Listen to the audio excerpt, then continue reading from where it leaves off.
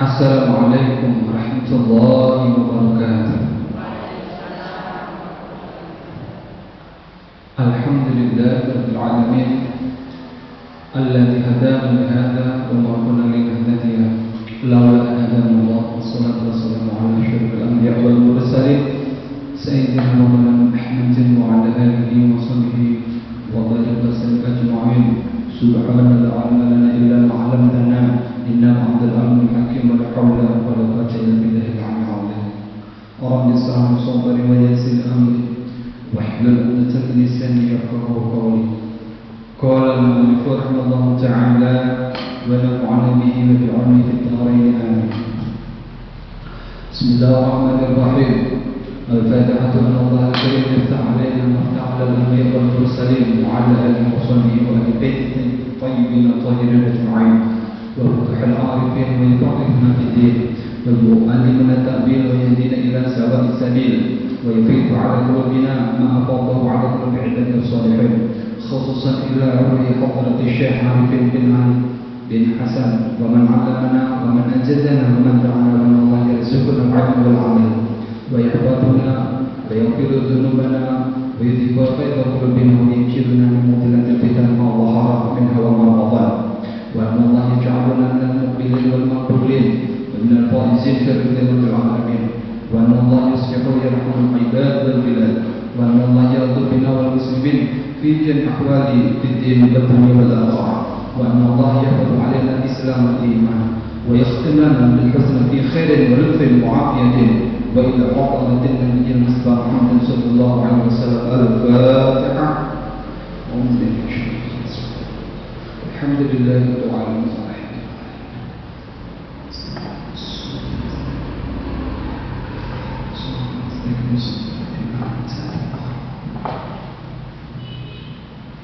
Bismillahirrahmanirrahim. Faqad qala Allah Ta'ala fil Qur'anil Karim, a'udzu billahi minasyaitonir rajim. Bismillahirrahmanirrahim. Wa la tahsabanna alladziina qutilu fi sabilillahi amwatan bal ahya'un 'inda rabbihim yurzaqun. Shadaqallahul 'azim. Wa qala alaihi salam, inna awliya Allahi la yamutuna wa innama yantakiluna min darin ila ukhra. Wa qala alaihi salam, na'am al-mautu ruhatul mu'minin. Wa qala alaihi salam, mautul ulama zulmatun fid din.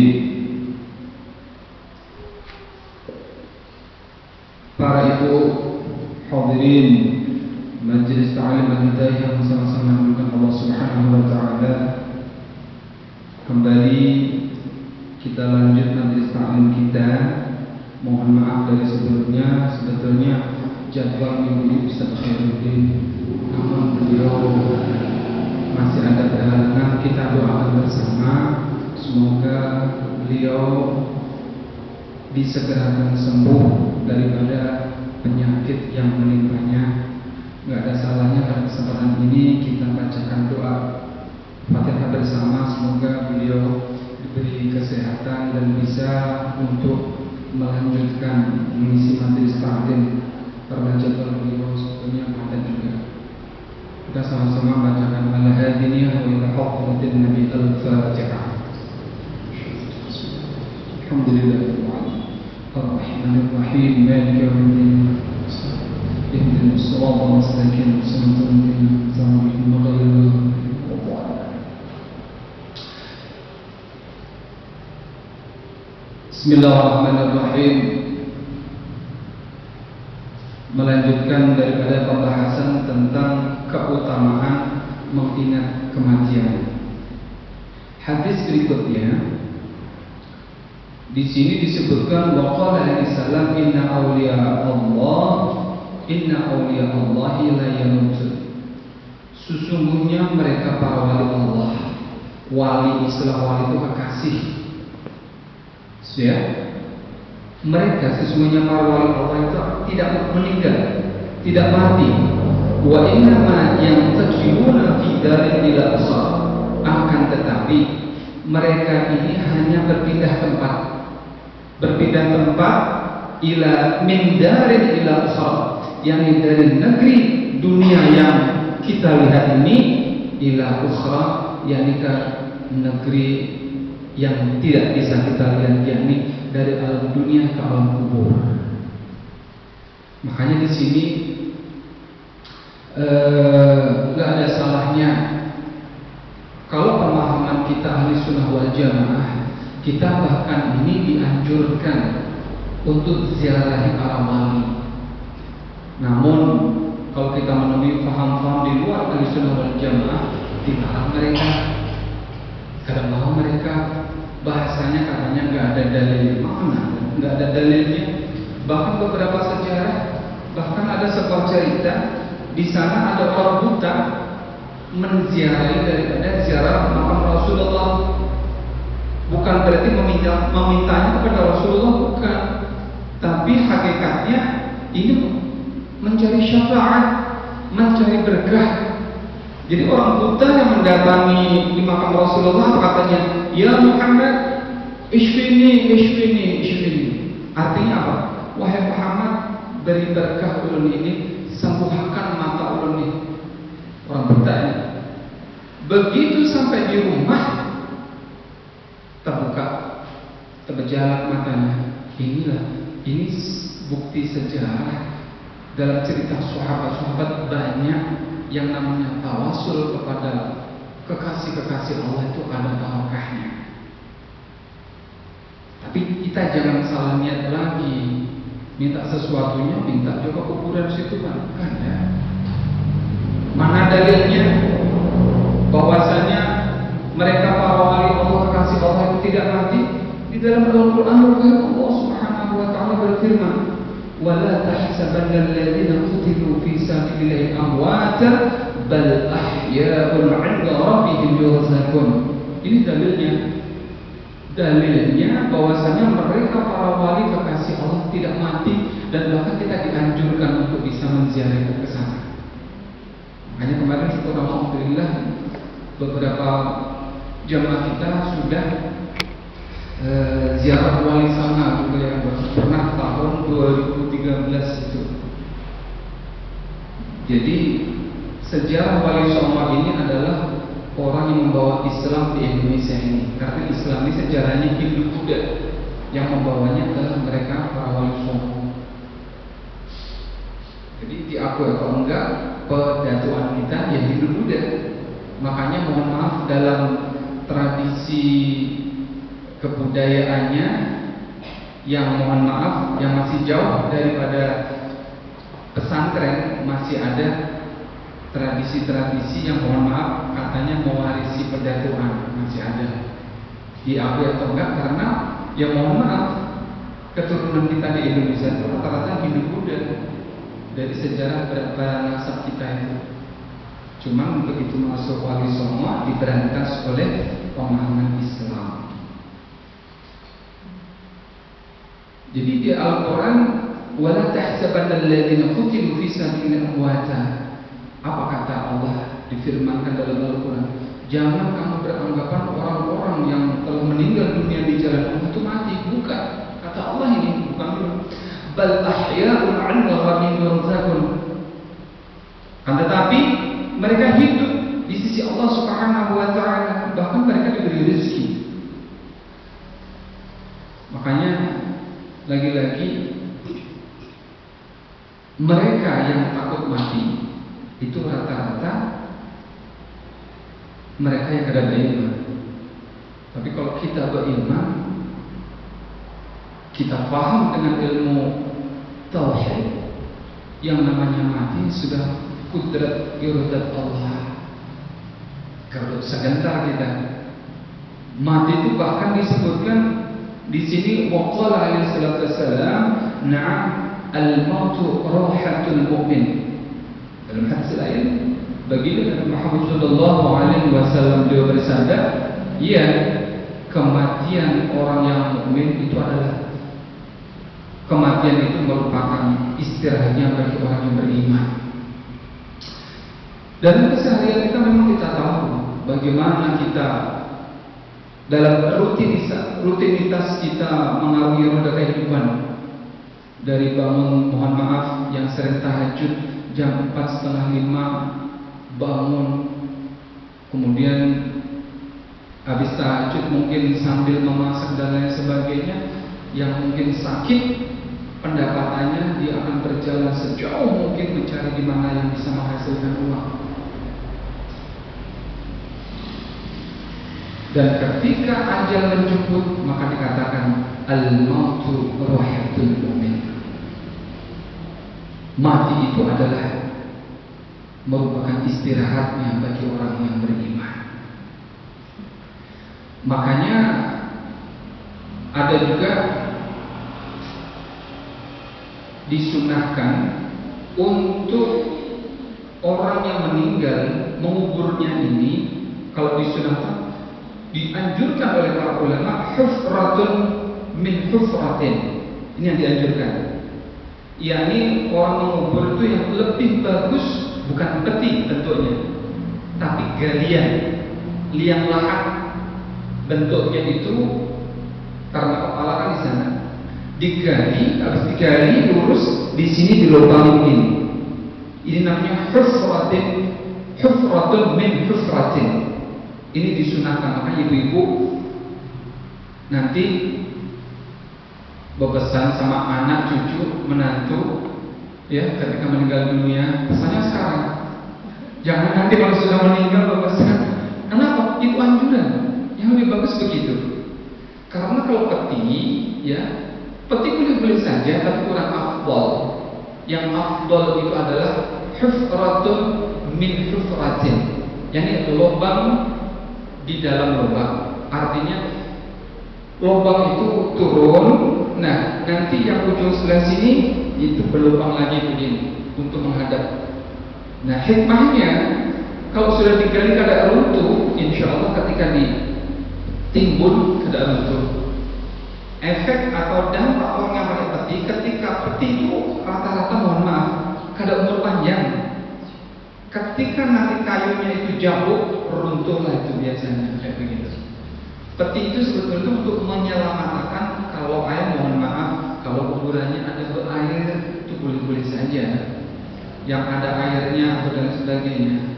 Makanya orang meninggal dunia itu yang sering menghadapi, mungkin kayak beliau ini pernah juga sudah menghadapi orang mati pada banyak juga yang amalnya kada baik, ada ganjilnya banyak, tapi nggak boleh dikesar.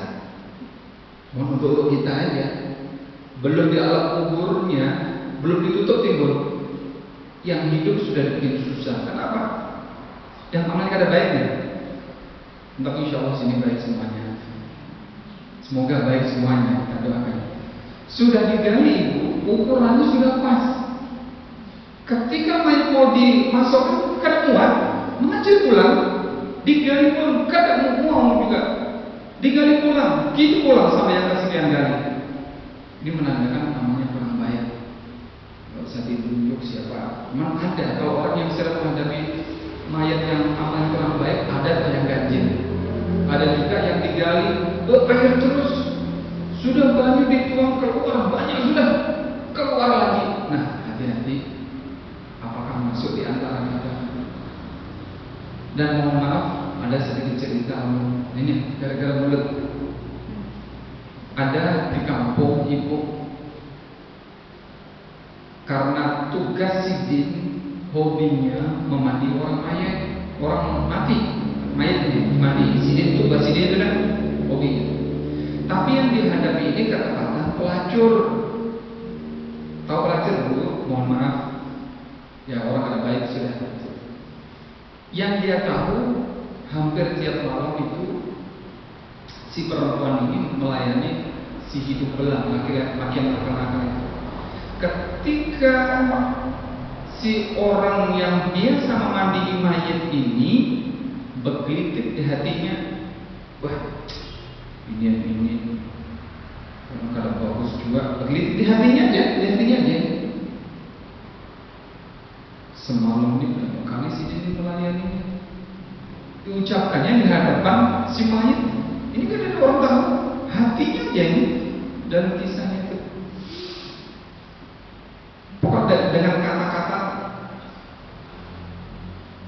hatinya menggelitik yang ada baik untuk si mayat itu. Padahal kalau ditanya, apakah kamu melihat? Padahal nggak pernah melihat. Ujar-ujarnya juga. Nah, ketika memandi itu, akhirnya apa yang terjadi? Tangannya ini ketika membasuh kemaluannya perempuan itu lengket di situ. Kejadian fakta yang kami baca. Nah, kemudian kisah ini adalah di zaman Imam Malik. Imam Malik akhirnya gempar di kampung situ, lama betul. Jadi di sini begini terus, lama itu gempar kisah itu. Ada dua solusinya. Solusinya dua. Setelah ditanyakan Imam Malik, dua. Yang pertama, potong tangannya Sidin. Yang kedua, harus didera. Didera itu dicambuk dengan 80 cambukan. Sebelum dilakukan itu, si yang memandi itu ditakuni. Yang ada salah sama Sidin ini, si ahli mayit kada pernah. Yang pernahlah kata-kata hati yang menggerutu sama Sidin ini. Oh ini apa gerutunya? Ini hanya face to face istilahnya. Dua mata aja dia ngomong ditakuni. Oh ini karena belum lihat si mayit ini gawiannya ada baik, belum macam-macam perasaan belum nih. Perasaan belum macam-macam ini. Nah, kesimpulannya diberi dua solusi. Ada dua jalan. Pian pilih yang mana? Satu, tangan pian harus dipotong. Yang kedua, pian harus dicambuk 80 kali. Akhirnya diterimanya yang kedua. Ya sudah, pilih cambuk 80 kali. Akhirnya pada saat itu dicambuk 80 kali. Setelah dicambuk 80 kali, terlepas tangan itu. Ini gara-gara mulut ibu. Makanya jangan biar urusan orang gak usah digaduhi. Yang penting kita aja. Yang penting kita aja. Berharap kita meninggalnya husnul khatimah. Wa qala alaihi salatu wassalam, mautul ulama zulmatun fiddin. Kata baginda Nabi Muhammad sallallahu alaihi wasallam, beliau bersabda, kematian ulama itu kegelapan di akhirat. Jelas sudah. Mengenang sejarah waktu pengajian dulu sekumpul dulu itu, ketika pengajian pengaruhnya luar biasa. Tapi sepeninggal beliau sekarang ini mulai, mohon maaf, zaman guru sekumpul masih hidup, gak berani orang melepas jilbab pada saat itu. Sepeninggal beliau, kanan kiri itu jangankan melepas jilbab, yang perempuan itu sudah pakai rok mini sudah banyak di sekitar situ.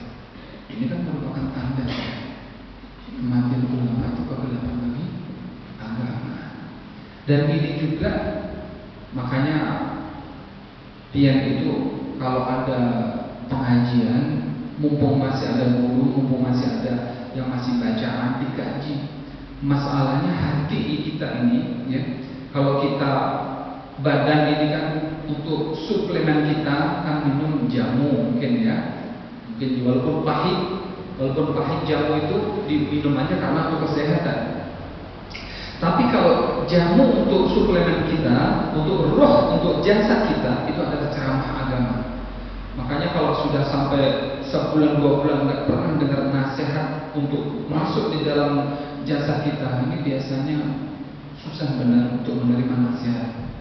Makanya nggak ada salahnya kita hadir di majelis ilmu ini untuk menasihati diri seorang, supaya kadang-kadang, supaya juga mohon maaf, mumpung masih banyak guru-guru itu buka pengajian. Pagatan ini pen jadwalnya, jangan pengen tahu karena banyak betul pengajiannya.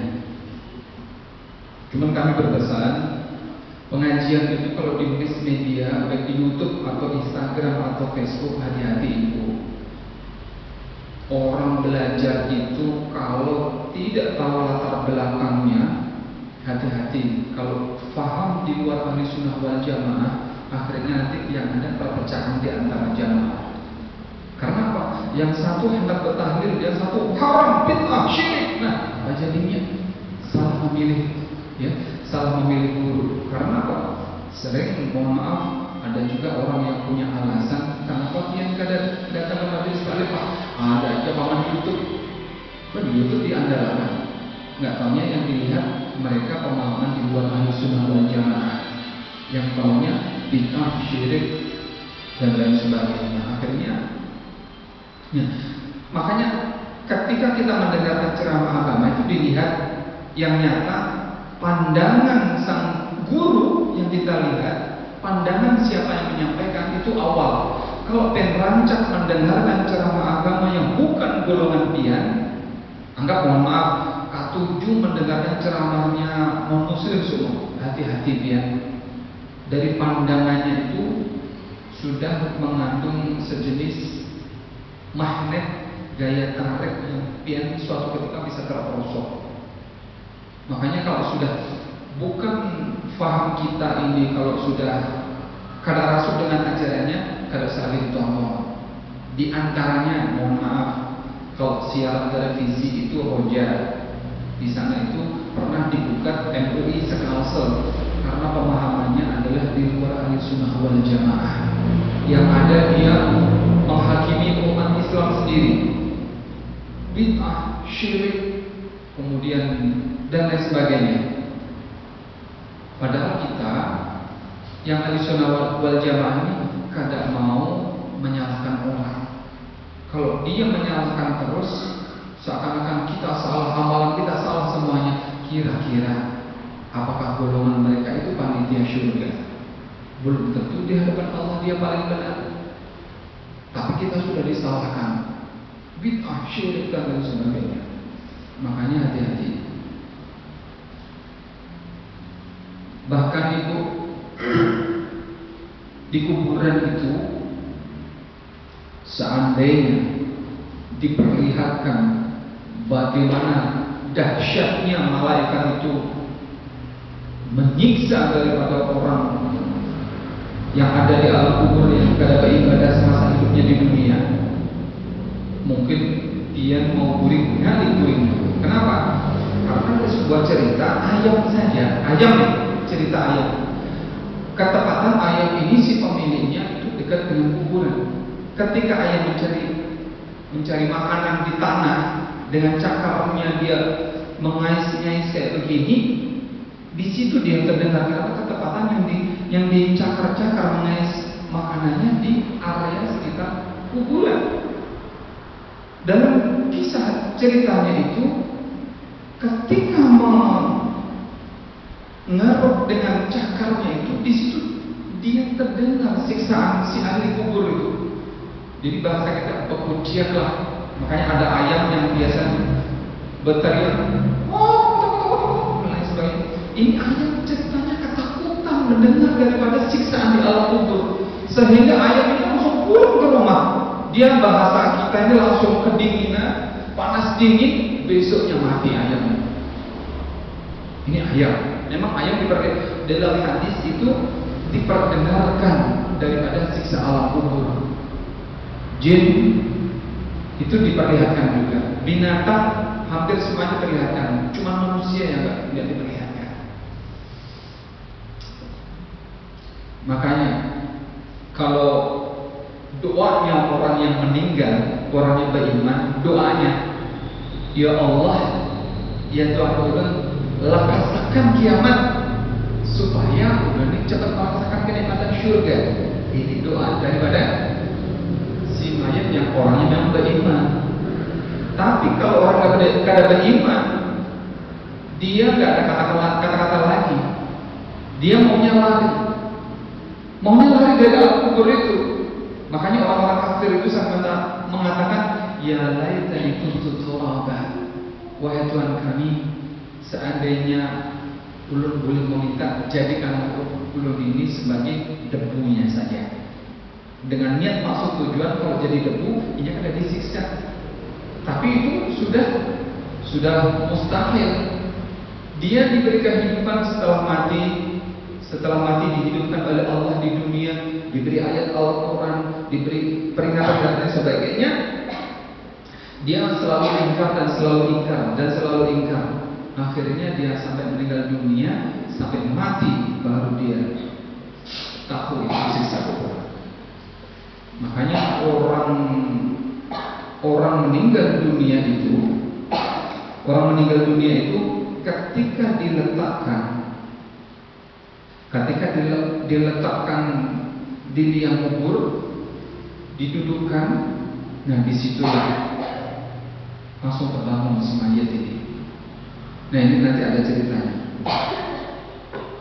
Kemudian wa qala alaihi salam idza mata ibnu adam inqata'a 'amaluhu illa min salasin. Baginda Nabi Muhammad SAW beliau bersabda, apabila anak keturunan Nabi Adam termasuk kita semua meninggal dunia, maka semua amalnya terputus illa min salasin, kecuali 3 perkara. Yang pertama adalah shadaqatin jariyah, yakni sedekah jariyah. Yakni sedekah jariyah ini diibaratkannya orang ini adalah investor dunia. Artinya kalau ada orang kaya di dunia, ya, kemudian orangnya ini baik, dia bangun pesantren semua. Kalau nggak bangun pesantren, ada anak yatim dibiayai sampai kuliah, sampai ke hadharul maut semua. Beberapa anak yatim, beberapa orang mampu disekolahkannya dia. Nah, sepanjang hidup anak ini berdakwah, mengajarkan ilmunya, maka semua amalnya itu mengalir juga kepada orang yang membiayainya itu. Jadi bahasanya investor dunia, artinya duit ini dititipkan sebetulnya. Dititipkan sama si anak yang dibiayai itu. Hakikatnya sebetulnya kada diberiakan. Bahasa kasarnya duit itu dititipkan aja. Anak sekolah menyekolahkan, semua ada salah seorang di antara jamaah ini berbaik hati menyekolahkan anak mulai kelas 1 sampai ke hadharul maut. Berapa dana yang dikeluarkan itu sebetulnya kada hilang. Ketika ibu meninggal dunia, mati, panennya nanti ketika di alam akhirat, pahalanya kita atau jamaah ini yang membiayai itu. Jadi istilah kalau kita investor itu kan menanam modal, hasilnya nanti diambil bersama itu di dunia. Tapi kalau orang beramal jariah, itu panennya nanti di akhirat. Hakikat